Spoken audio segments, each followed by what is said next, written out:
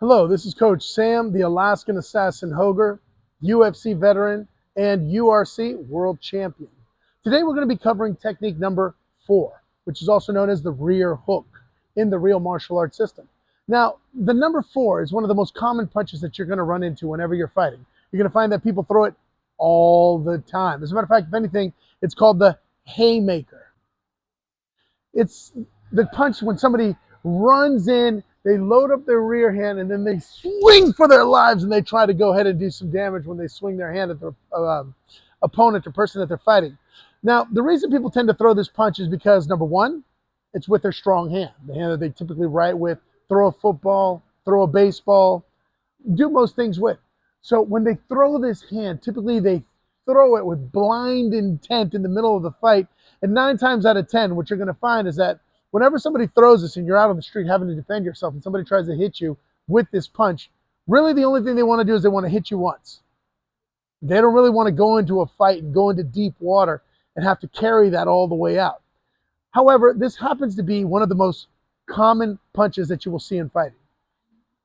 Now, if you want to throw the number 4 correctly, there's a couple of key components that you should concentrate on in order to go ahead and deliver the punch with accuracy, with power, with precision, so it can have an effective result, for lack of a better way to put it.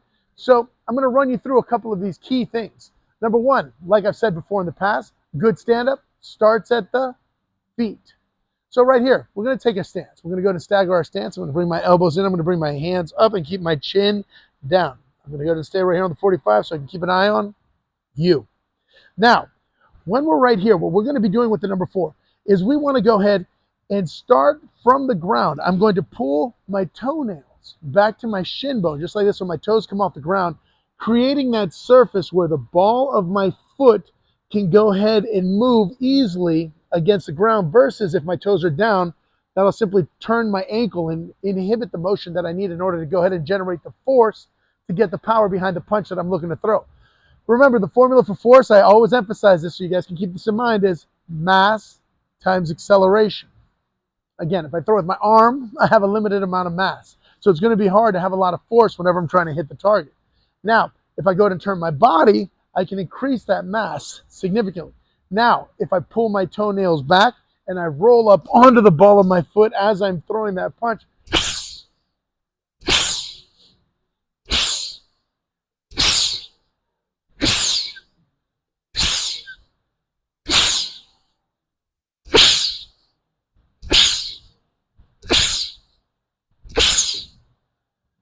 then I can increase the amount of force behind the punch, because notice what's happening right here. I don't simply want to be on ice skates. I don't want to pull my toenails back like this and simply just turn my foot in order to go ahead and throw the punch. What I want to do is I want to launch my weight into that punch. When I launch my weight into the punch, I want to act like there's an invisible wall here. So I don't bring my chin over my knee. If I bring my chin over my knee, I'll be standing on one leg when I'm fighting my opponent. What I want to do here, again, pulling the toenails back to the shin bone, pushing, engaging my weight into the strike. Once I hit that wall, I want to whip my hip. So as you notice, by whipping my hip, that turns my upper body into the punch. Notice right here.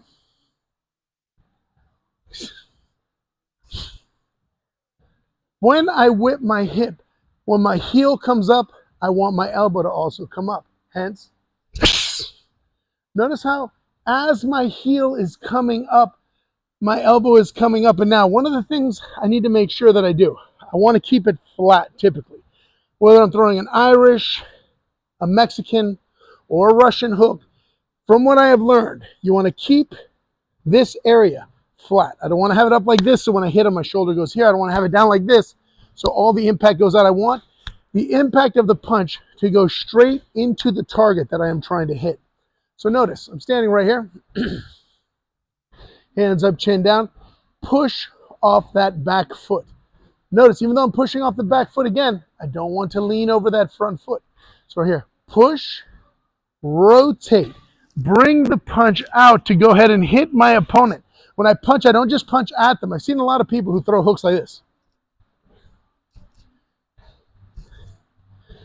Like hit, pull back, and stop. I don't want to punch at them. I want to punch through my opponent. Now, the reason I want to punch through my opponent rather than just at my opponent is because I want to act like I'm hitting a target that is directly behind the surface of what I'm trying to hit in order to create that crushing force to go through the target. Because if I just punch, I mean, I'm sure you've seen it before. People go, that's a problem because you are engaging the force and then pulling your force right back. You're not actually sitting down into the target so you can let that punch have its full effectiveness of being absorbed into the surface area that you're hitting, whether it's a skull or their body, or in some fighters are crazy. They'll punch you in the arm in order to go ahead and try to go ahead and like crack the shell. It's an old, I think it was a Thai fighter that I read about years ago. He ended up dying. He had this theory, and it's like you want to. He had a theory that your body is like a walnut, and what you want to do whenever you're, he's bah bah bah, he's fighting. Whenever he's fighting, his whole thought was you want to crack the shell of the walnut, so then you can get to what you want on the inside of the walnut. So imagine how much harder it would be to crack that shell if I pull my punch back and retract it, rather than punching through it and sinking my weight into that target. So when I'm sitting right here, some mistakes that I want to avoid making. Number one, I want to avoid telegraphing my punch. Some of the ways that you can telegraph your punch is by bringing your punch all the way back here. See it for yourself. If I'm here and I throw my rear hook, my number 4, versus, notice this. When you see that thing, you know what's happening. Immediately, boom, hands up. Create the frame around your face, you'll be able to block it. I don't want to telegraph that punch. I want to be right here, and as soon as I can, when my heel comes up, I want to be able to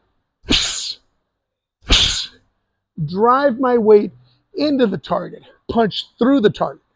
Don't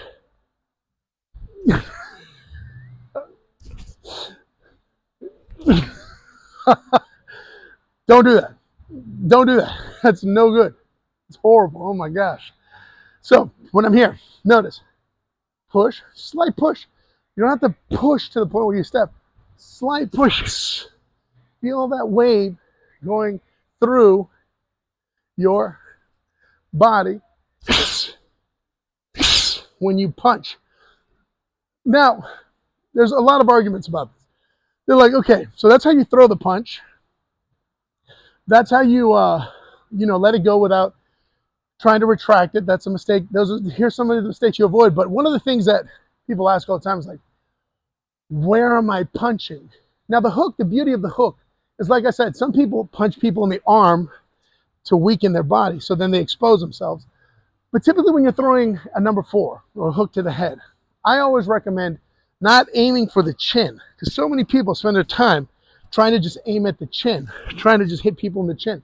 I personally think that this is counterproductive, because even though, yeah, it does look like you're really absorbing a pretty intense punch, fact of the matter is, it's just your face when you absorb impact. There's not a lot of nerves there. There's not a lot that really gets done right here. I personally believe that when you throw the number 4, you should aim for this spot right here in the neck, right behind the ear. That tends to be an area where you can get greater results, because you can get their neck to whiplash, get that brain to whiplash on the inside of the skull, which in essence will help get your knockout. Whereas when you hit them in the chin, you'll see them wince, you'll see them take those punches, but it's not going to have the same effect as if you just reach out a little bit further with that number 4. Just a little bit further, and try to go ahead and land right in this area. One of the things that we say here at Real Martial Arts, you want hard tissue, knuckles, to hit soft tissue. Feel how soft that neck is. Think about how that brain is going to rattle in the head. I'm sure you've seen it on boxing matches when George Foreman's like, oh yeah, man, Larry, he just hit him right there in the soft spot right behind the ear. That's what knocked him out. Like back when, rest in peace, George Foreman, by the way. But remember when he talked like that back in the day with him and Larry? They were, yeah, George, yeah. So he would talk about this spot right here behind the ear. I really think that's where you should focus to try to land your punch in order to go ahead and try to get like maximum result for your punch. I mean, there was a lot of wisdom in what he said. So if you want an example of how powerful and how effective this punch is, I need you to go watch a fight. If you guys get a chance to, it was considered for many years, one of like the best fights, one of the best boxing matches like ever. Fights ever. It was Diego Corrales versus Jose Luis Castillo. And if you watch that fight in the 10th round, I'm telling you, boom, boom, boom, boom, boom, Jose Luis Castillo's lighting up Corrales, boom, and Corrales goes down. Then boom, boom, boom, boom, boom, boom, boom, boom, boom, goes down. Got dropped twice in the 10th round. I think it was Corrales that got dropped, or no, it was Castillo that got dropped twice in the 10th round. And then Corrales, when I tell you, oh my gosh, dude, he's sitting there, gets up, I think they took a point away for his mouthpiece going out or something, but he gets up and then he's sitting there and he's waiting, he's waiting for him to come in. And then right when his back's against the ropes and he's about to get finished off because he'd already the guy ate the canvas twice, right? He's sitting there, he's on the ropes, he's leaning back, he's coming in, and then watch it in slow motion. You'll see what I'm talking about. He throws the rear hook. He sits right there and just, he's on the ropes. It's like last ditch effort. Boom, hits the eject seat. Bop, boom. All of a sudden, shook. He threw the number 4. I'm telling you. Corrales threw that at Castillo. Castillo was shook. Then he jumped on top and started punishing him. I think he went down, he got back up, and then he jumped back on him again. The ref had to stop the fight. And it was one of the most insane comebacks. Like I said, just go look up the fight and go look at the 10th round, like the last round that happened. Like Diego Corrales versus Jose Luis Castillo. Just go watch that fight and look at what technique he throws. And you'll see the effectiveness of this punch and how it can be something that can come out and look where the punch lands too. Look where the punch lands. Just, I'm going to leave that there for you to check out. Like just something for you to do. Now, like I've said before, there's difference between the ways you can throw. You can throw the Irish. From what I've learned, this is the Mexican. Or you can try the Fedor, and you can try the Russian. Oh, man, that thing is... The crazy thing is like, this is what I've noticed. This punch, it's reinforced by its structure, so obviously the impact goes in. When you tend to throw this punch, more Mexican, the number 4, more like a Mexican style right here, the benefit of it is, like I said, it fits into this area really well. So if somebody brings their hand up and they block, it'll still get into right here and still be able to land pretty significantly. And then the Russian, the Fedor, when you throw it like this has so much power because you're pulling the punch rather than pushing or driving through. One of the problems that I find when I try to throw it like this, though, is that a lot of the time I land with these 2 knuckles and you feel it in your wrist, especially if you're doing like bare knuckle or MMA and you don't get to wear the the big boxing gloves. You don't get to wear those and have that kind of protection. When you throw it like this, a lot of the time, you'll feel that. You're going to feel that on these top 2 knuckles. So I recommend you experiment with all different types, all 3 different types of hooks and see which one works best for you. There's some people who like to do the turnip too, which I want to say it goes, bah, like it lands, and then they turn. Like as soon as it gets there, you turn it. And I know that the friction can cause the skin to cut open, but typically that's better for jabs and crosses if you want the blood to go in their eye, rather than for a hook, because a hook is kind of hitting the side of the head or the neck. So experiment with them. Try to find out what works best for you. And, use the hooks, get on the back. Later I'm going to be releasing some courses for you to be able to practice these different techniques and put them together in order for you to be able to train on your own whenever you get a chance. So, again, remember, whenever I'm throwing that number 4, that rear hook, weight on my back leg right here. Pull your toenails back to your shin bone. I want a slight push. When I push, I rotate right here. As I rotate with my heels up, my elbows up, I'm coming all the way across. As I come across, the punch goes all the way through. Doesn't go through and come back. As it goes all the way through, I drop my heel and bring my hands.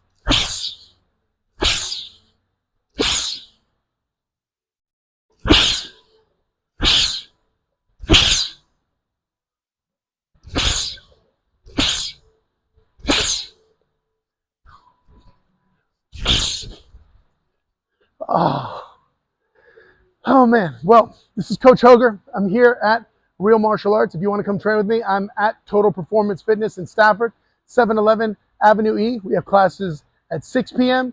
and classes at 7 p.m. I would love to see you here if you guys get a chance to come in. Also, we have a noon class that's still going.